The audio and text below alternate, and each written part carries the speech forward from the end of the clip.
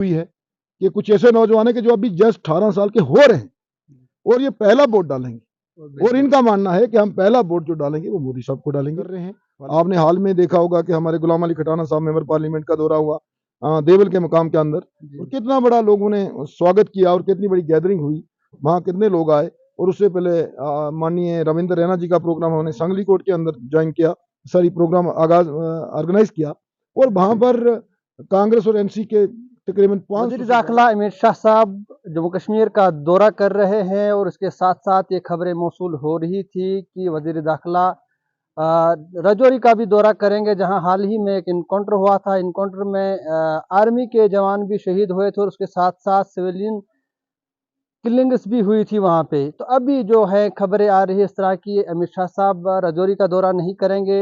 हम इस वक्त मोहर में मौजूद हैं और तैयारियां चल रही हैं अमित शाह साहब का जो प्रोग्राम है उसमें शामिल होने की। हमारे साथ इस वक्त बीजेपी के लीडर मोहर से प्रदीप साहब से मुख्तसर बातें हम पूछने की कोशिश करेंगे। इससे पहले कि मैं आपको बता दूं कि चंद नौजवानों ने इस वक्त प्रदीप साहब के साथ बीजेपी में शमूलियत अख्तियार की। थोड़ा सा मुख्तसर गुफ्तगू करने की हम कोशिश करेंगे। प्रदीप साहब, सबसे पहले आपने वक्त दिया, बहुत बहुत शुक्रिया। कुछ नौजवानों ने भी आपके साथ इस वक्त शमूलियत अख्तियार की बीजेपी में, क्या इलेक्शन की तैयारियां चल रही हैं? बहुत बहुत शुक्रिया आपका, आपके चैनल का। ये जो इलेक्शन की तैयारियां, जो भाजपा का संगठन है हमारा, 24/7 हम लोग काम करते हैं। और ये अब इलेक्शन आ रहा है, इसका ये मतलब नहीं कि आज ही हम ये काम कर रहे हैं। जब से हम भाजपा में हैं हमने यही देखा है कि भाजपा का जितना भी कैडर है, जो वर्कर है, टॉप से बॉटम तक, सभी लोग 12 महीने काम करते हैं, हर वक्त तैयार रहते हैं पब्लिक की खिदमत के लिए और पार्टी के काम के लिए। तो उसी विषय में हमारा ये रोज काम चलता रहता है। आज हमारे पास कुछ नौजवान आए हैं और इनको देख के बड़ी खुशी हुई है कि कुछ ऐसे नौजवान है कि जो अभी जस्ट 18 साल के हो रहे हैं और ये पहला वोट डालेंगे, और इनका मानना है कि हम पहला वोट जो डालेंगे वो मोदी साहब को डालेंगे। पार्लियामेंट इलेक्शन जो आ रहा है उसमें हम मतदान करेंगे, और ये कहते हैं कि हम बड़े खुशकिस्मत होंगे कि हम मोदी साहब को वोट करेंगे, क्योंकि हमारे प्रधानमंत्री हैं जिनको आप पूरी दुनिया मान रही है। और हम बड़े इंडिया के लोग जो हैं, हिंदुस्तान के जो बशिंदे हैं, हमारी ये खुशकिस्मती है कि हमें ऐसे प्रधानमंत्री मिले हैं। और उसी विषय में हमारी जर्नी चल रही है और ये आगे बढ़ती रहेगी और काम करते रहेंगे। मोहर की बात की जाए, पहले और आज में कितना फर्क है? क्या पहले से ज्यादा बीजेपी में इस वक्त लोग शामिल हो रहे हैं यहाँ की? देखो, माहौर में बीजेपी का जो कैडर था 2014 तक था, बट खास नहीं था, बड़ा ही मुखसर था। और कुछ लोग आते थे इलेक्शन कंटेस्ट करने के एंगल से और भाग जाते थे। लेकिन 2014 के बाद मैं नहीं कहूँ कि मैं आया, जो भी लोग ज्वाइन हुए, और जब से मोदी साहब आए खासकर, तो बीजेपी के अंदर बहुत बड़ा एक बंचाल आया है यहाँ ज्वाइनिंग्स का। 2014 के बाद जितने भी लोग ज्वाइन हुए हैं सभी बीजेपी का काम कर रहे हैं, जिसमें मैं भी एक बीजेपी का वर्कर हूँ। और उसके बाद जो हमारा ग्राफ है वो बड़ी तेजी से ऊपर की तरफ जा रहा है। मैंने कभी भी नहीं देखा कि कुछ यहीं हम डगमगाए होंगे, हम आगे बढ़ रहे हैं, बहुत सारे लोग ज्वाइन कर रहे हैं। आपने हाल में देखा होगा कि हमारे गुलाम अली खटाना साहब मेंबर पार्लियामेंट का दौरा हुआ देवल के मकाम के अंदर, और कितना बड़ा लोगों ने स्वागत किया और कितनी बड़ी गैदरिंग हुई, वहाँ कितने लोग आए। और उससे पहले माननीय रविंद्र रैना जी का प्रोग्राम हमने सांगली कोर्ट के अंदर ज्वाइन किया, सारी प्रोग्राम आगाज ऑर्गेनाइज किया, और वहाँ पर कांग्रेस और एनसी के तकरीबन 500 से ज़्यादा वर्करों ने ज्वाइन किया। और इसी तरह देवल के मकाम पर जो खटाना साहब के प्रोग्राम में बहुत सारे लोग ज्वाइन हुए। इस वक्त अगर ज्वाइनिंग की बात करो तो गुलाबगढ़ कॉन्स्टिट्यूंसी के अंदर हमारा कैडर जो है नंबर 1 पे चल रहा है, हमारी पार्टी का वर्कर, हमारा वोटर सबसे आगे। सर, जम्मू में अमित शाह साहब आ रहे हैं, किस तरह की तैयारियां चल रही हैं? तैयारियां चल रही हैं, वो बड़े ऊपर सतह की बात है। हमारा जो स्टेट कैडर है उस तैयारियों में लगा हुआ है, हम लोगों ने भी जाना है। शाह साहब आ रहे हैं, कुछ करके जाएंगे, कुछ दे के जाएंगे। और वो एक सरकारी प्रोग्राम है, उसमें सारे लोगों को शमूलियत करनी चाहिए। इससे पहले खबर थी कि अमित शाह साहब राजौरी भी जाएंगे, लेकिन इस वक्त कुछ खबरें इस तरह की मौसूल हो रही कि अब वो राजौरी में नहीं जाएंगे। नहीं, क्या इस ये तरह की देखो, कोई ये जानकारी? मेरे मतलब हदूद में नहीं है ये बात। इसका मुझे पता नहीं है कि मैं कहूँ जी नहीं जा रहे हैं या क्यों जा रहे हैं। ये बड़े हाई लेवल की बात है कि सिक्योरिटी रीजंस भी हो सकते हैं।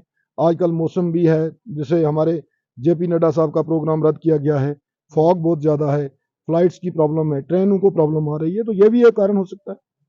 सर रजौरी में जिस तरह से सिविलियन किलिंग्स हुई, जिस तरह से आम लोग जो वहाँ पे मारे गए 3 लोग, उन पे कितना तशद्दुद हुआ, बीजेपी के किसी लीडर के द्वारा से कोई इस तरह का बयान नहीं आया कि क्या उन लोगों पे जो है गैर इंसाफी की गई है? ऐसी कोई बात नहीं है।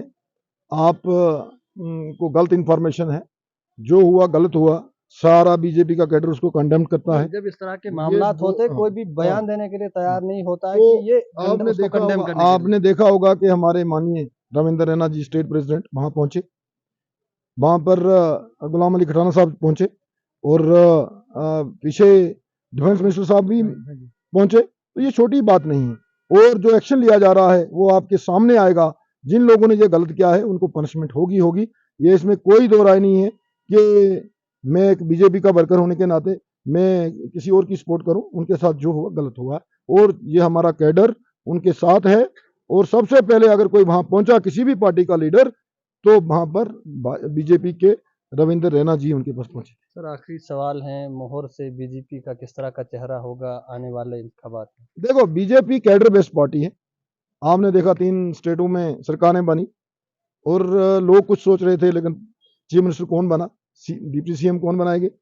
यहाँ पर वो कोई खानदानी राज या किसी बड़े नाम को नहीं देखा जाता है, यहाँ काम को देखा जाता है। और ये फैसले हम लोग तय नहीं कर सकते हैं, ये पब्लिक तय करती है। कहीं सर्वे होंगे और उस समय जब इलेक्शन अनाउंस होगा तो सारी चीजें खुद सामने आ जाएंगी। सर विकसित भारत संकल्प यात्रा थोड़ा सा जानकारी दीजिए लोगों को कि ये यात्रा क्या है, ये क्या जो है मुहिम चल रही है? विकसित भारत संकल्प यात्रा ये है कि हम लोग अपने देश को डेवलप्ड नेशन में पहुंचाना चाहते हैं। 3 किस्म के देश होते हैं, under developed, developing and developed. अभी हम डेवलपिंग स्टेज में चल रहे हैं हिंदुस्तान। और हमें यकीन है कि आदरणीय नरेंद्र मोदी जी जिस रफ्तार से काम कर रहे हैं, उनकी कैबिनेट जिस रफ्तार से काम कर रही है, तो हम जल्दी ही दुनिया की तीसरी बड़ी इकानमी बनने वाले हैं और डेवलप्ड होने वाले हैं, विकसित होने वाले हैं।